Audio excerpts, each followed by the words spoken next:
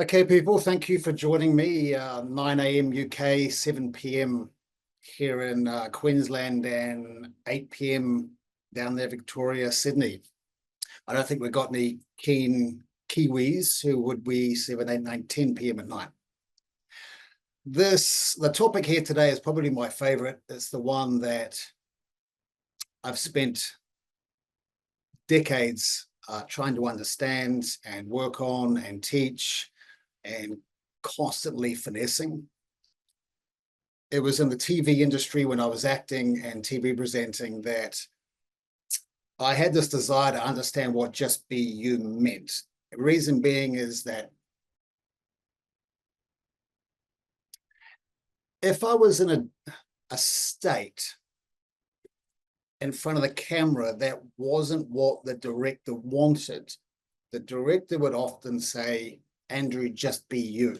You got this, Andrew, just be you. But what they were really meaning was that they wanted a part of me, a shade of me, a certain state in which they needed me to change to, which became a performance. And I was happy to perform. That was my job. I was being paid for it. But I've always felt that you lose connection when you start trying, pushing. There's effort required.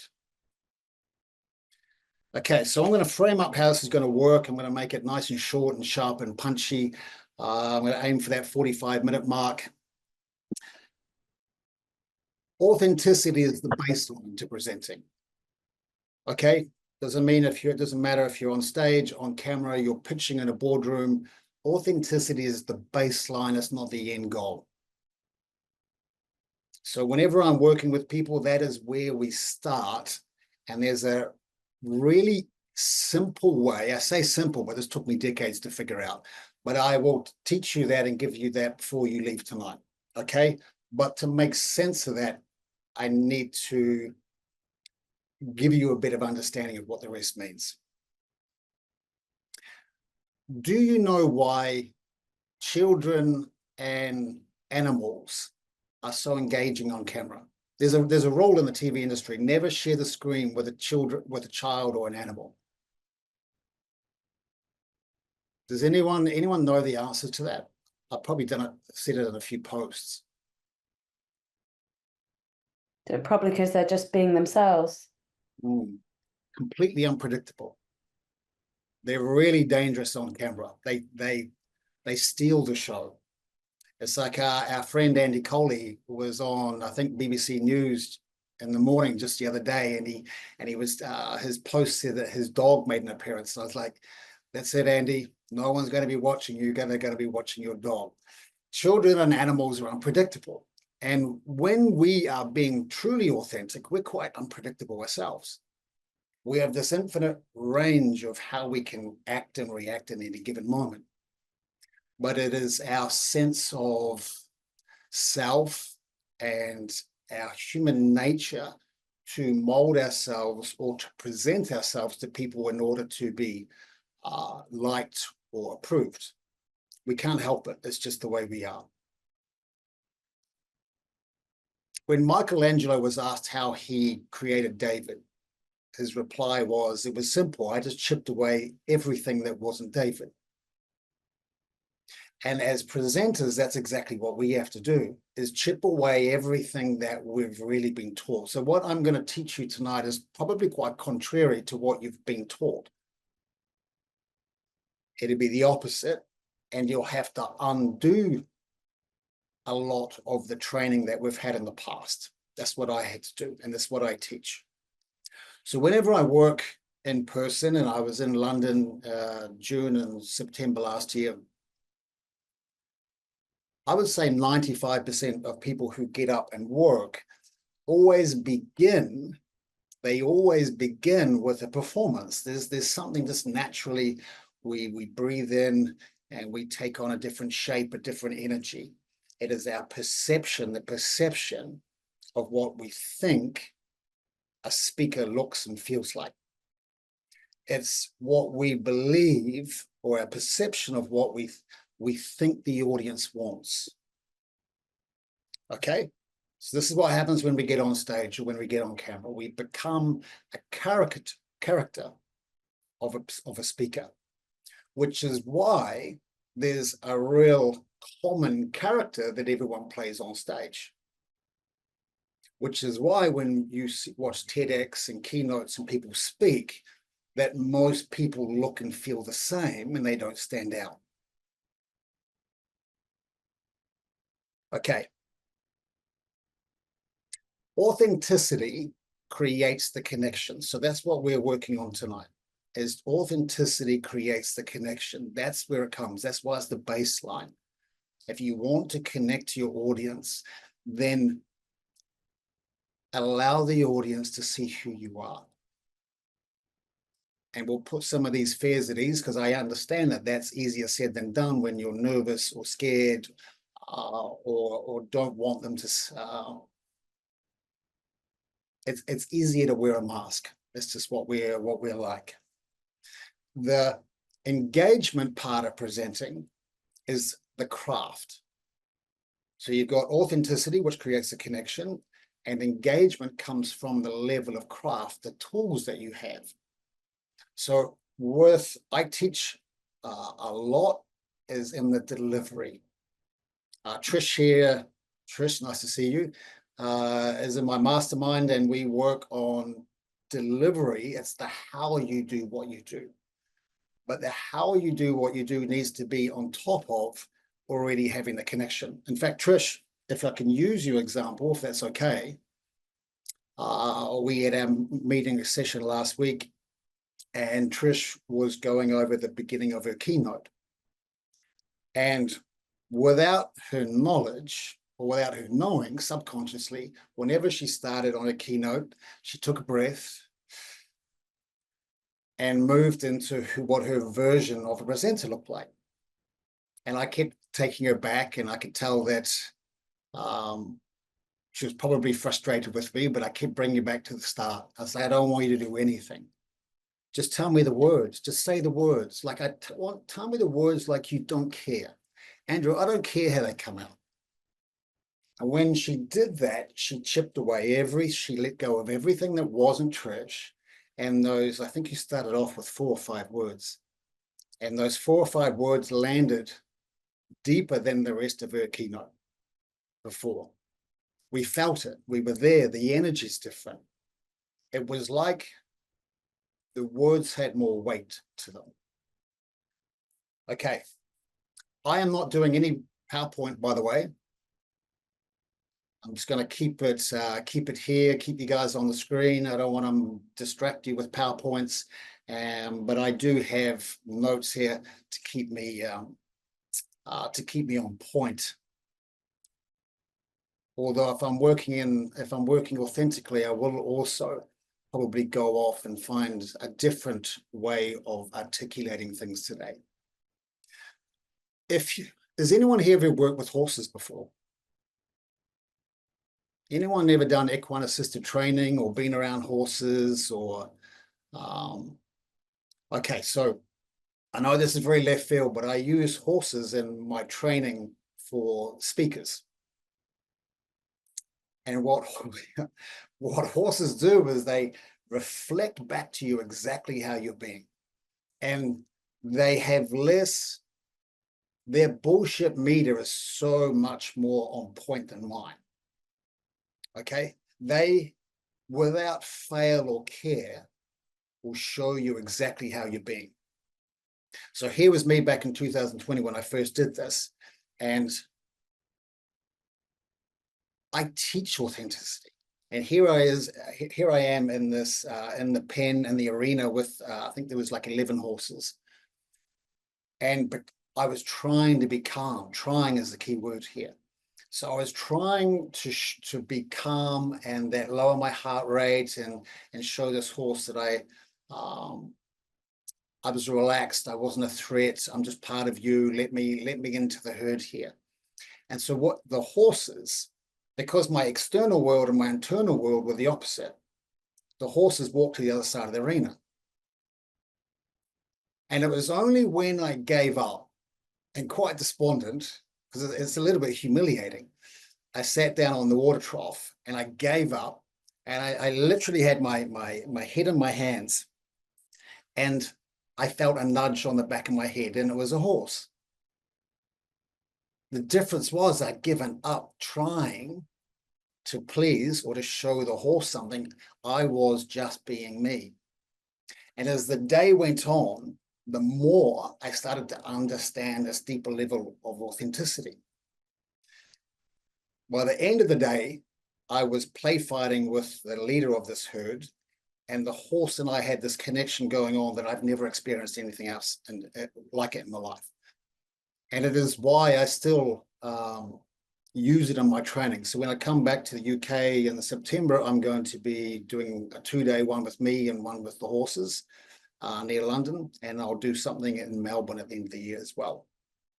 Okay, before we move on to the symptoms, presenting should feel effortless. And I really mean that. You don't have to do anything. The craft will do the work for you, but it feels like conversational reality. You're having a conversation. So what happens when we project is we move into this, I'm now the speaker and I'm speaking at you. When on stage, especially with a microphone, it can be the most, it's a real conversational reality. There's no trying, it just is. So the symptoms that people will experience, the problem is not being authentic, but we hardly ever understand what the problem is, or we can't pinpoint it. The symptoms will be for those who try and put off video, for example. They're putting off video, they're procrastinating, and it does your head in. But what you're procrastinating really is that you're waiting for the right mood that day that you wake up and you're like, holy shit, today I'm on fire. This is that one of 3 days where I roll out of bed and I'm like, bring it on. This is the day I'm going to do all my videos. And it's really hard to time your calendar like that. So you'll procrastinate because you think that there's a better state to be in to do your videos and engage your audience and be that character who fronts your business. Not you fronting your business, the character that you think is enough. Okay, so we procrastinate. We don't stand out. Michelle, I'm glad that hit home. We don't stand out. We slip into that saturated level of, this sounds so dramatic, saturated level of mediocrity. In that level where speakers are just the same. They sound the same, they've got the same hand movements, they've got the same gestures, they're taught the same things, their stories are very similar.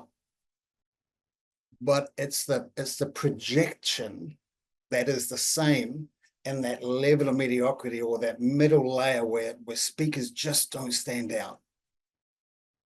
Because they're being taught to sound the same, be the same, appear the same. Okay. And the crazy thing is, to stand out, you actually have to do less. You stand out, you become a great speaker by actually doing less. And when you get really good, you realize you're actually not doing anything at all. Okay, you might lose connection with the room when you're not being authentic, because you're forcing the connection. So you can force it, the energy in the room can change. The energy in the room can change, and you don't know how to bring it back. You don't know how to connect with people because it was never really there in the first place. You can feel yourself changing.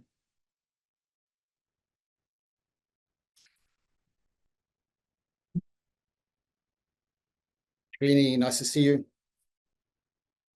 Here's a tough one too. I'm sure we've all done this. You might be on camera, but it definitely happens. I don't think there'll be anyone on here who's never had to speak in public and they've had two voices in their head. The first voice is, this isn't the state that I wanted to be in for my big gig today, but fuck, this is how I am. And then there's the other part, which is your character going, no, I've got this. They don't see that I'm not in the mood today. They don't see that this isn't my best self. And so the whole talk, you're trying to be something, But on the other part, on the other side of your head, but you're pushing so much that the other side, you feels like you're going to get caught out. Some of the best talks I think I've ever done are when I've accepted that I'm jet lagged. I've accepted that I'm a little bit shitty. I've accepted that I'm tired. And I've accepted that today, maybe I'm not in the mood that I would have hoped I'm in, but I trust that the magic will come. We'll get to that. But the magic always comes when you accept where you're at today. Okay. You'll often feel, by the way, if you ever feel really tired and exhausted after a talk, that's a good sign that you've been pushing. Okay.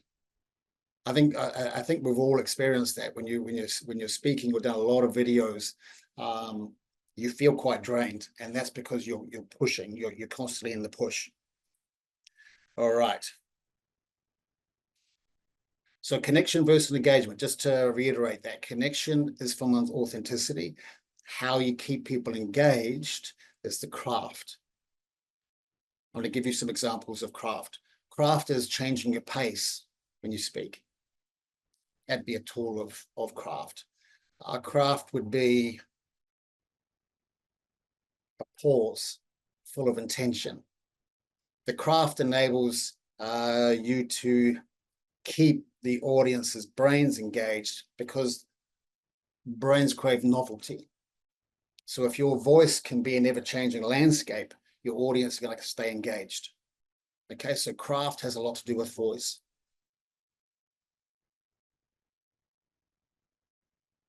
All right. Has anyone got any questions that you want to ask while we are here before I move forward?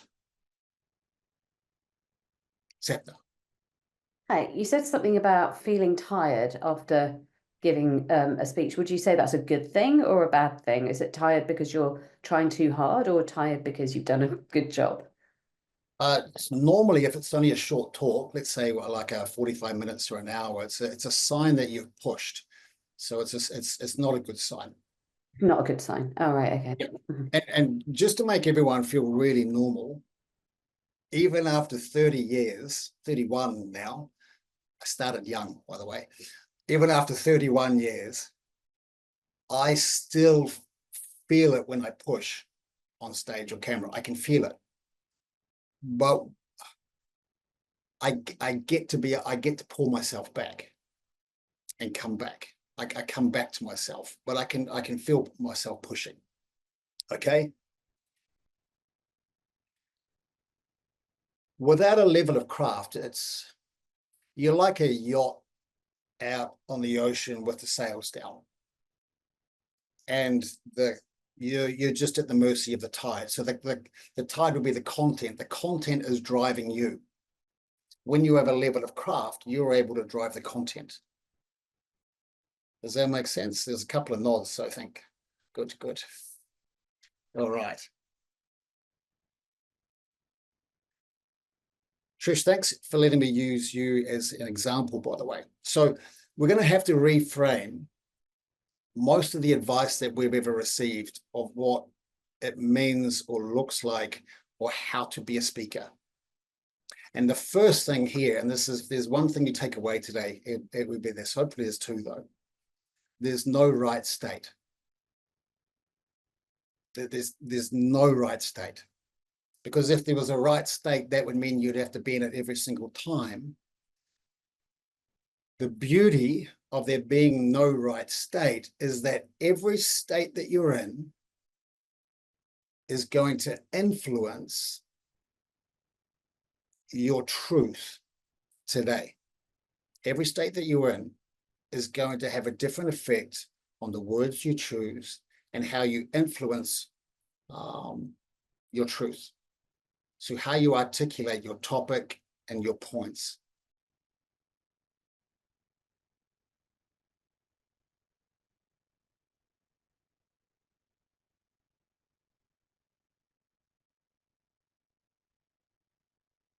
Okay.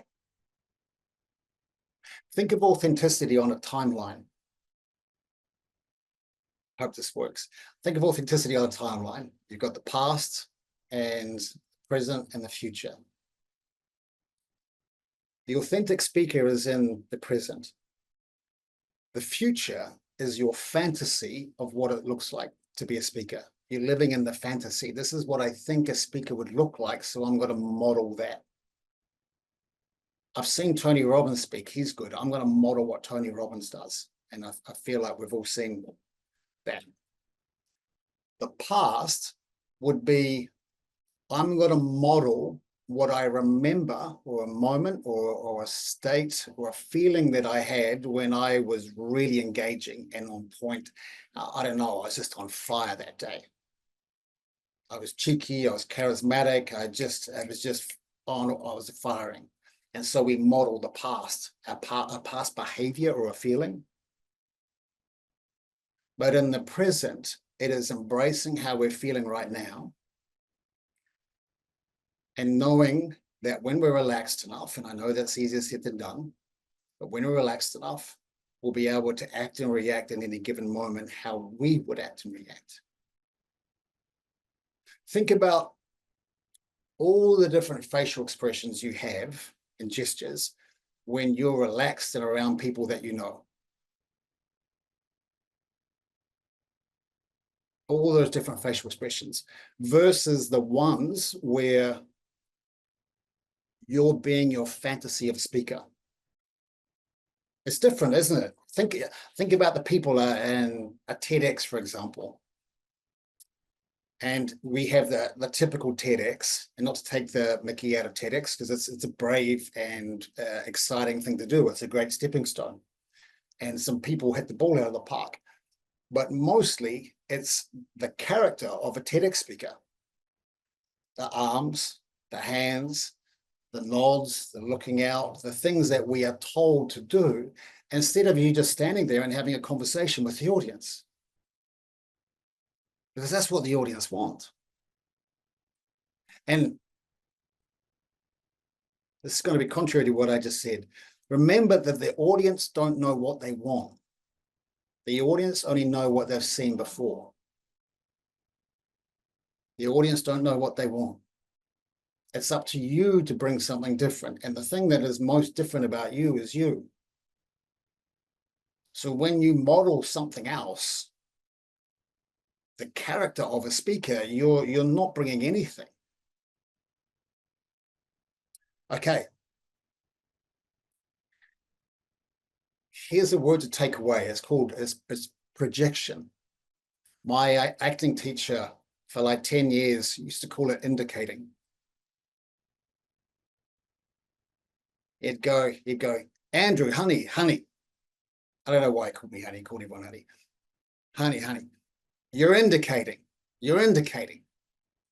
And I never understood what indicating was. This was in the 90s, by the way. I never understood what indicating was until 2017 on a TV show. And I had this epiphany in the middle of the show. And the penny dropped 17 years later. And I understood what indicating was. It's projection. You're projecting your idea of what it's meant to look like.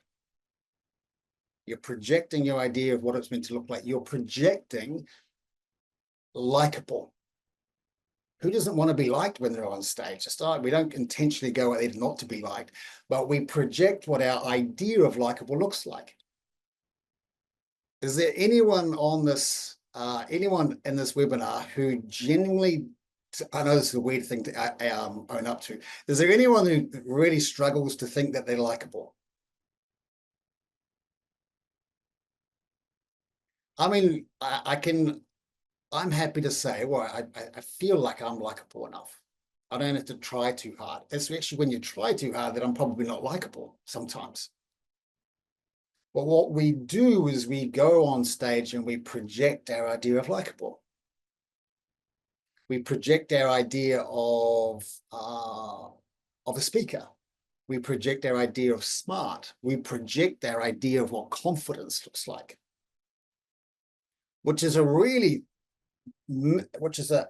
opposing force of what you're really like at the beginning of a talk, which is probably nervous, I still get nervous after 31 years, and it's better for me to own up to it and say, do you know what I love after 31 years? I still get nervous. Actors who have won Oscars still get nervous. Meryl Streep still gets nervous. But when you get nervous, it's the craft that actually pulls you through. So if I'm on stage and I'm nervous, my voice and the tools of the craft will be the things that I let do the work for me while I'm finding my feet underneath. And I'm more than happy anytime to admit where I'm really at. Let's go, I'm a little bit nervous. After 31 years, that's pretty exciting, isn't it? I'll warm up in a few minutes. I'd rather admit that I'm jet lagged than just go, look, anything can happen tonight. Let's just see where we go. And allow that to happen. People who are authentic are dangerous on stage. Not in a dangerous like pow pow, but like in a dangerous, unpredictable, like an animal or a child. There's the authentic self and the conditioned self. And as in children, we're authentic. And as we get older, we get conditioned. And the conditioned self it's hard for the conditioned self to not want to please and project likable. But if you can honestly say that you're likable, you don't need to do anything.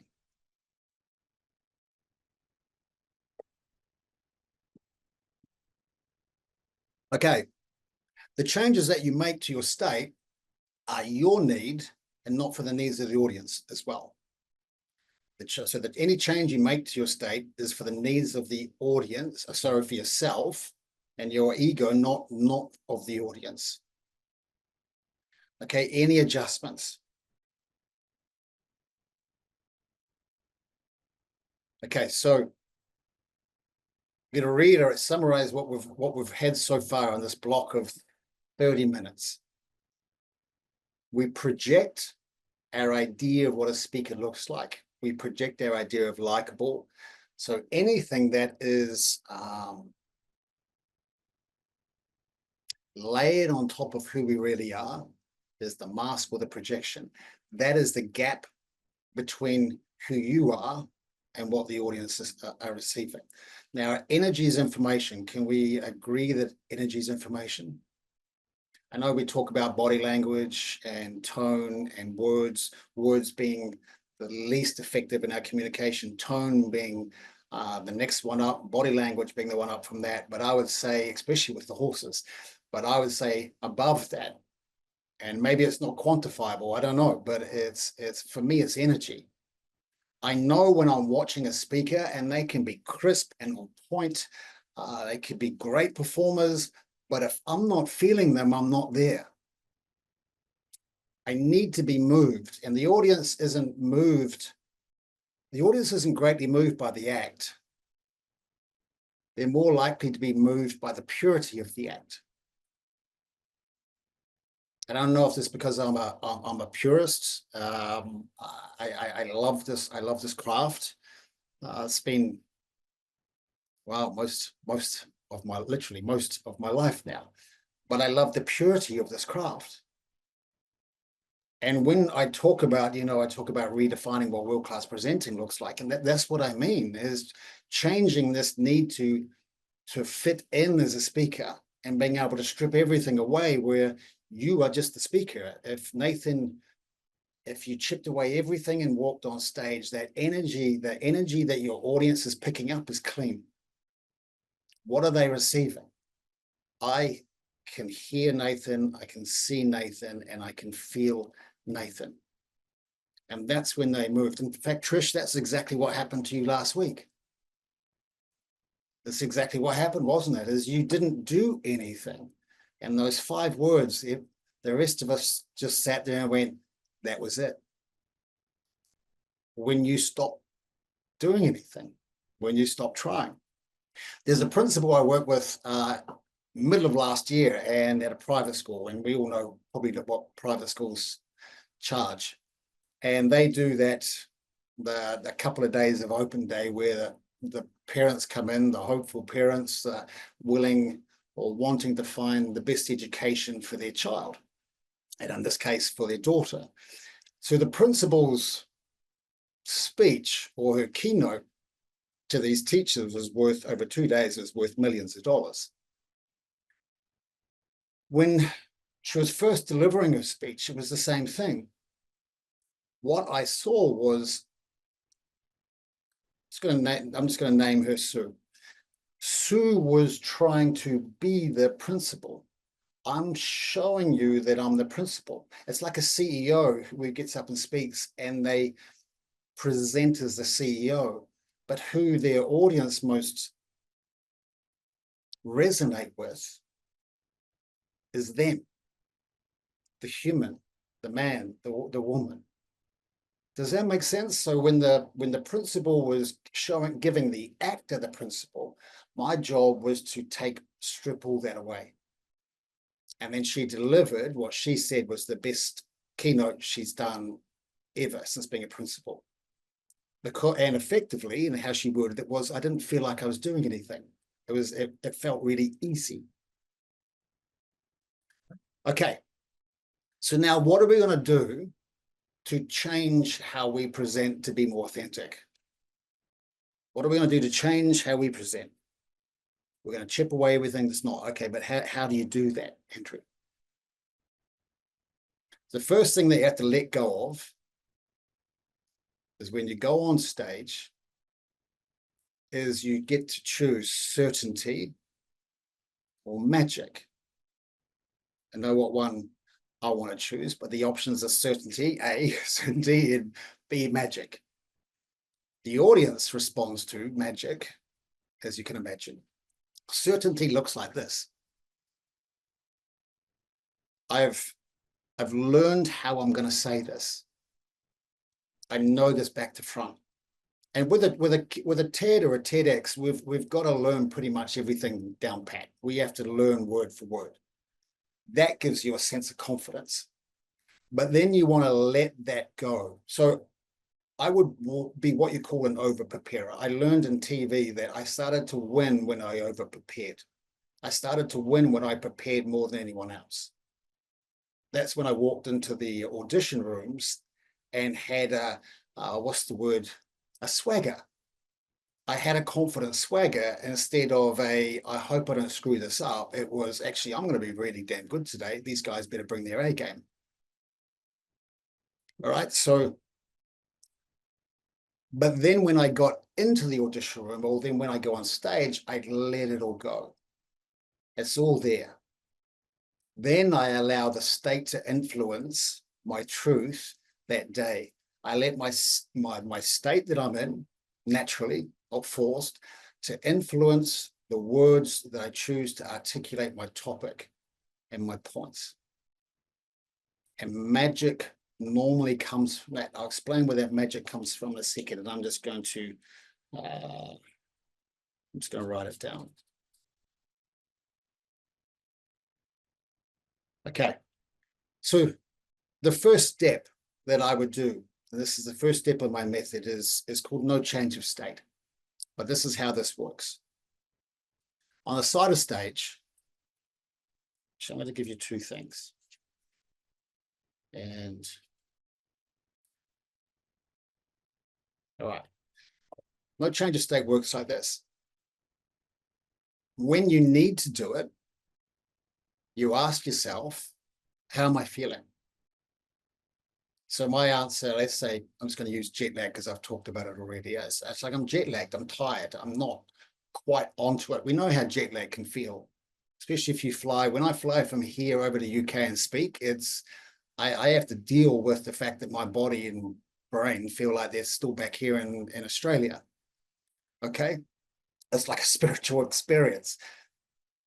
But what happens is when I tell myself, I admit, okay, that's how I'm feeling, and I accept it. So I might go, I'm tired, my head's swimming a little bit. I'll just articulate how I'm feeling. I'll take ownership of it. And this is the really cool part. This is the part that has to be added on. I then don't judge that state. This is the next part of that process. You don't judge that state to be right or wrong, good or bad, or negative or positive for your presenting. Okay, so you don't judge that state. So if I'm jet lagged, I'm a little bit agitated, I'm tired, I might forget what I'm saying tonight. Honestly, there's probably not ever a talk that I've not forgotten something and might have had a blank and asked someone down in the audience, where was I? And it becomes part of the thing. It just becomes part of the experience. So what state am I in? Name it, describe it, and then I don't judge that state to be wrong or right, good or bad, or negative or positive to my presenting. It just is. It just is. And then I walk on stage and I allow what will happen to happen. You see how there's a effortless transition? There's no change from when you are off stage to on stage, or off camera to on camera. So the easiest thing to do where you slip up on camera is, I'm over here and the live goes 3, 2, 1, 0 live, and I go, hi, blah, blah, blah, and I've changed. What happens is I have to hold that character for the rest of this video, and it's a projection. It's not real.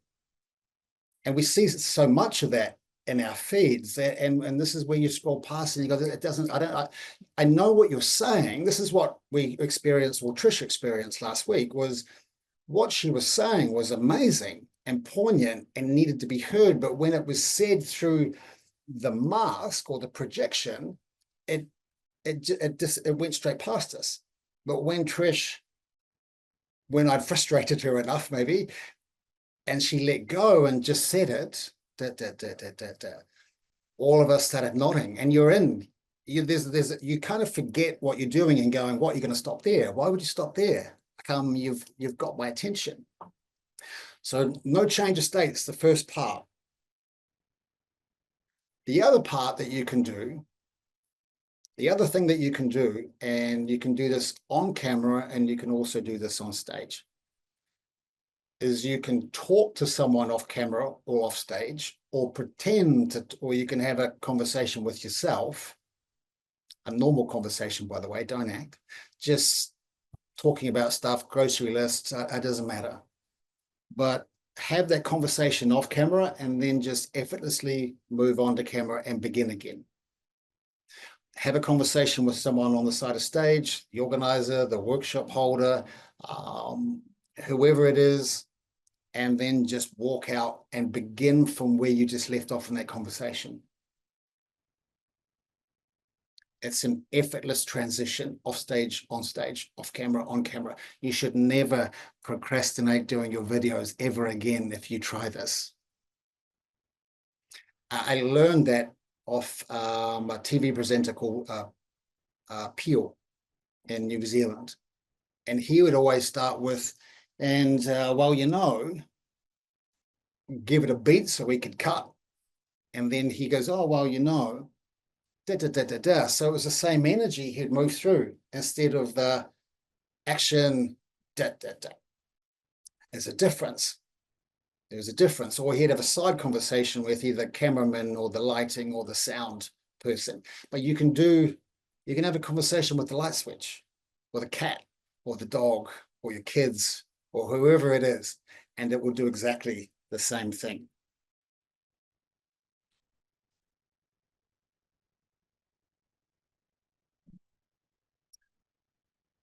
In this last couple of minutes, this might take it down a level a little bit deeper, but hopefully we all, how am I going to articulate this? Sometimes when we work, we tap into something greater than ourselves.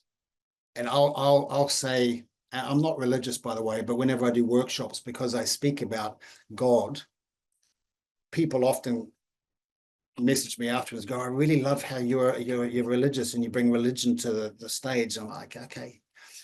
But when I say God is working through me, it's just something more, it's bigger than me. I don't know what the hell it is. It's just, I call it the heart brain consciousness. It's when my heart brain is activated and words were coming through me. Wendy, you're a poet, you speak like this when you freestyle and you work this way.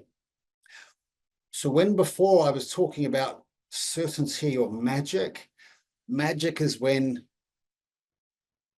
the heart brain is activated and how you're feeling is going to start influencing the words that you choose to articulate your topic and your points.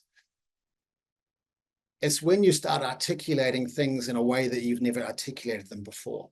And you'll say sentences or paragraphs that they just feel different. There's a different weight to them. It's like your essence is attached to those words. It's just different. And I'd like to say that our whole talk works like that, but it's not. I might get when I get that, it might be a sentence, it might be a paragraph. I'll be lucky if I get a few sentences, but I tell you, I always let my audience know when it happens. I was like, that felt different, didn't it? That felt different. That landed different. And the audience, I know it does. It's something far greater than you working through you. We all have those moments. Those moments can only come when you're out of your own way. I think Michael Jackson used to say that about writing songs. It's like I can't do his voice, by the way, but you have to get out of your own way. To write those songs, you have to get out of your own way. And that's authenticity. You can't activate that heart brain consciousness and work in that heart brain when you are in your way, meaning you've got the barriers, the masks, your audience isn't connected to you. So what craft is when you have, look, I've sharing those tools before, the intentional pause, the change of pace. There's feeling words. Some words lend themselves to feel. Like feel is a great word by itself. Ground, mountain. Most people will say, I want you to go home. I want you to go home. Home should sound like a warm blanket and a fire and a really good glass of wine. I was getting carried away with myself there. So craft is when you take these tools that you're taught and you embed them, meaning you practice and you practice and practice. And one day, normally after a few months of practice, you stop thinking about it. It's just normal for you now to place random pauses and break the pattern that someone's brain is used to hearing people speak, to create these ever-changing landscapes with the way that you use your voice, to use a rhythm instead of just speaking the same way that everyone else does. So that's craft, is when you get on stage and you have that level of craft, it's doing the work for you. You can get out of the way. The craft will do the engaging for you. Your job is to be as present and connected to your audience as possible. And that's what I call the invisible dance. Authenticity creates the connection, but it's the craft that enables the invisible dance. And there's nothing more magical that I've ever experienced than that. I have that as an actor in small pockets. I'm no Al Pacino or Robert De Niro, but I get small pockets where the cameras and people disappear, and it's just two actors in there in this pocket, this pocket of magic, and there's nothing. It's kind of like you come out of that little zone, and it's just a spiritual experience. It's very moving, and you know that camera just caught truth. And it's the same on stage when you're so connected to an audience, and you've got a level of craft that can move and keep them engaged. And whenever the energy changes in a room, because it does, you're able to keep pulling it back. Okay, so the authenticity creates the connection. It's the craft, though, that creates the invisible dance. Okay. So that is how you stand out as a speaker, by doing less. I'm just going to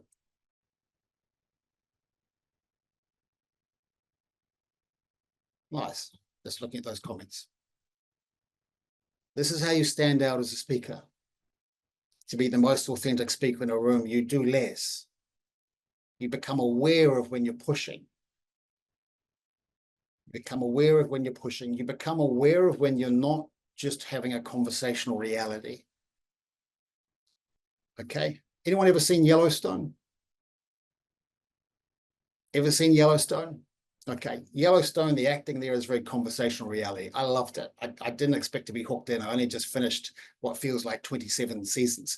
But I binge watched them in, I think, 3 weeks. And I loved it. I loved it because the acting was very conversational reality. When it's not conversational reality, and some genres aren't, sitcom and things like that. But if I did a post during the week, which was about the series Apple Cider Vinegar. Now, it's irrelevant whether or not you like the story or don't like the story, which was probably more likely. It was the acting that I couldn't keep watching because the acting kept taking me out of the show because I saw actors acting. I saw them pushing. I saw them forcing. I saw them showing you. It was indicating. It was projecting. It was indicating. I'm indicating this is how I'm feeling, and I'm showing you I'm acting so you can see it at home. But by doing that, you're just an observer. You're on the outside, and you never really get pulled in. But authenticity allows you to pull the audience in. Good acting, you can't see them acting. You get pulled into it. Good speakers, you should watch them and go, yeah, they're not that good. It was just easy for them. They were just born like that. They were born with that voice, or they just make it look easy. That's a good speaker.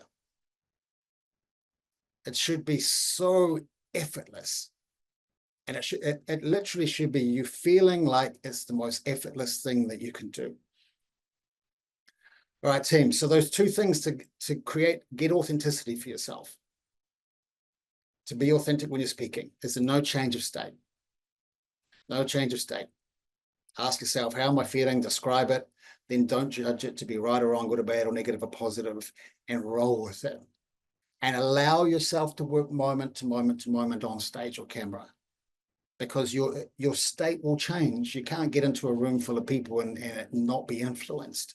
So trust that the journey will begin when you get on stage, but you just start where you start. You start where you are, not where you think you're meant to be. And the audience don't know the difference because the audience don't know what they want. They only know what they've seen before. You're the magic.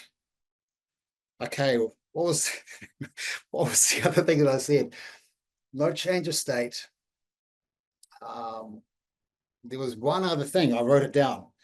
Talk off camera or off stage, and then just transition onto camera or stage. That'll help you as well. That effortless transition. Thank you, Nathan.